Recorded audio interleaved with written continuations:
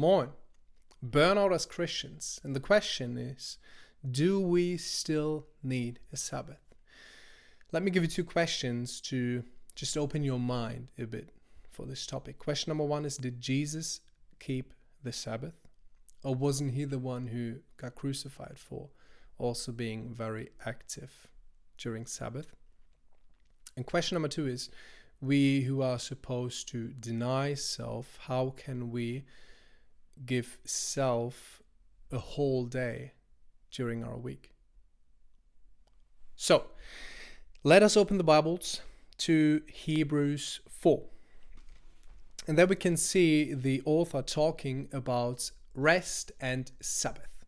And the context or the description he uses is the Old Testament, or more specifically, it's the time of Moses. So he uses the time where the people were led by Moses through the desert. And then he compares this time of being led by Moses through the desert just before they entered into the promised land. He compares it with the first 6 days of creation. The first 6 days, God created every single thing that we see today. And the seventh day, the rest day, the Sabbath, is being then compared with Israel entering in to the promised land. So, and then he says that we now, who, in verse 3, we who have believed, we do enter that rest, that Sabbath. And this is the point then he says in verse 10, for he who has entered his rest, that's the definition of Sabbath. Watch out, now it comes. Himself also ceased from his works as God did from his. So the definition of Sabbath is to rest from your own works. That's the definition of Sabbath. And he says, we who believed entered into that rest, entered into that Sabbath, entered into resting from our works. Okay, what does it mean? So that means in the Old Testament, the people were striving to get God's attention, to be holy in his eyes, to be clean and pure. Okay, they were striving for that. Words here in the Old Testament, they are flesh, works, the law. Okay, that's Old Testament language, and actions. And now in the New Testament, we have a different kind of language. It's not the law anymore, but it's faith. It's not flesh, but it's the Spirit. It's not works anymore, but it's fruits. And that's the whole point. The point is that in the Old Testament, they were striving to be good Christians. And in the New Testament, we are reborn, God's Spirit living inside of us, him giving us everything to live a God in godliness, 2 Peter 1. We now automatically, as we sit with him and get transformed by the Spirit into the same image of Christ, 2 Corinthians 3:18, as we are in him and he is in us, John 15, we automatically bring forth fruits. So, and that's what the Bible means by we rest, we entered into this Sabbath. The eternal Sabbath means that we don't strive and have to work anymore, but automatically by just becoming more like him as we live relationship with him, we bring forth fruits. So all the good works we do, they are fruits. Let me explain you that whole thing with an example. Okay, I'm preaching very nice sermon, and after the sermon, outside in the garden there's a garden party with a barbecue, and everyone's out there except for people that still want to be prayed for and over. So there is a line lining up, and me as a pastor, as the preacher, I pray for every single person there, okay?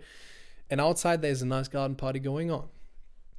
So option number one, in my heart, I'm like, oh man, I'd love to be outside at the garden party. And I'm just like, no, but like, if I don't pray for them, who is praying for them? And I just preach. So I'm the pastor, I'm the teacher here. So, well, I must do it. It's my job. So I lay my hand on every single person thinking, I'd love to be out there, but come another person. Yeah, come one more person. Come, yeah, okay, can also pray. Yeah. Okay, option number one. Option number two is actually there is love inside of my heart. There is passion and compassion for them. I see them as Jesus saw the people and thinks, oh man, they don't have a leader. They don't have a shepherd. And compassion fills his heart, and he lays his hand on every single person there, and he cares for them and he feeds them. Okay, and that's option number two. So I pray for every single person, and I'm zealous for them, and passionate for them. I see them, I listen to them fully because I'm in love with them. And that's the two different options. Option number one is I'm striving, I'm trying to, but actually my heart is divided. I'm outside but inside. I know it's the right Christian thing to do to lay my hands on them because I'm the pastor. Or option number two is I live by love, and all that comes forth is the fruit. It's not because I'm striving because I want to be a good Christian that I pray for them, but because of love I can't but pray for them. And so that's what the Bible talks about in the New Testament. I was a reborn Christian. Please listen.